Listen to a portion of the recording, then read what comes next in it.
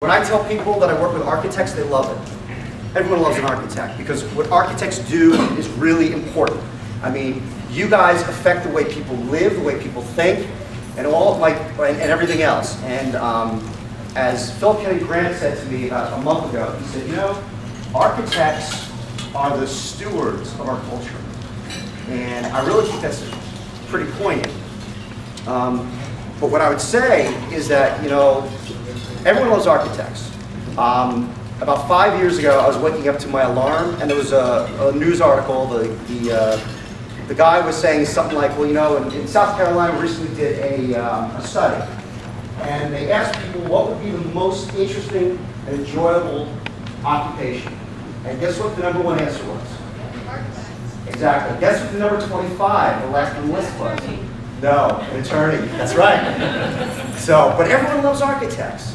It's amazing. But you know, the challenge is that architecture is a very, very difficult business. About 3 years ago, I was sitting on the beach reading the New York Times business section, and there was an article where Rupert Murdoch was quoted. Now, despite what you might think of Mr. Murdoch, what he said I thought was really interesting. And he was talking about journalism, but I think the absolute same thing is true about architecture. He said quality journalism is not cheap. And an industry that gives away its content is simply cannibalizing its ability to produce good reporting. The same thing is true about architecture. Good architecture isn't cheap.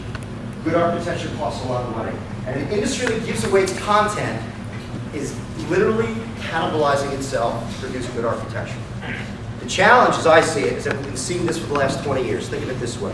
Owners always want to own your documents. Owners want you to be responsible for everything under the sun. Contractors, on the other hand, contractors have developed a sense of entitlement regarding your CAD files as backgrounds. Contractors decide if and when they're going to provide the submittals. Contractors, you're lucky to even get a submittal schedule. And contractors, for some reason, they always seem to have the upper hand when it comes to the owner's year. Meanwhile, in the last 3 or 4 years, what we see is that most of our clients, or many of our clients, are down 30 to 40% in revenue, and there just isn't enough business to go around. As Dan Sullivan, who is the CEO of the Strategic Coaches, said, when the trough gets smaller, the pigs get meaner. So the question then is, what do? Well, you can cut overhead expense. Who here in this room has not cut your overhead expense? You can certainly embrace new technology, BIM, sustainable design, and so on. But what's more important, I believe, beyond this, is that you have to invest in tools and strategies to more effectively impact business development, profitability, and cash flow. You have to be more strategic in terms of how you're practicing your business. It's very important.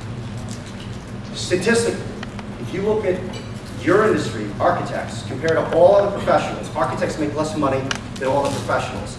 And if you consider the amount of risk and education and the effort that you put into it, it's utterly disgraceful. I see that a lot of our clients, unfortunately, architects, engineers, are always the deep pockets when someone else is trying to make their problem our problem. And it's really, as far as I'm concerned, it's too long and it should not happen. So, the challenge, as I see it, is that when I think of architects in general, I believe that architects need to practice more effectively in terms of articulating to owners, and they can demonstrate to owners that they understand their needs and they're concerned about the issues that the owners are worried about. I think that designers need to manage the design construction process so the fewer surprises and greater efficiencies, and I truly believe that it's critically important that designers, architects in particular, they have to enhance the relationship with the owners, and you have to enhance the influence with owners. Reason being is because you want fewer problems, and you want to be able to, at the end of the day, to say that, you know, the project came out successfully.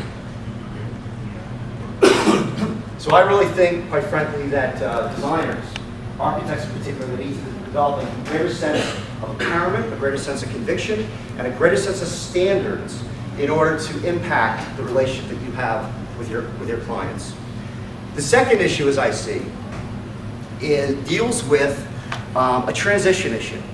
I think of all the issues that plague this industry, I would say that is the one which has been a huge problem. You ever wonder why architects never kind of retire? They kind of wither away?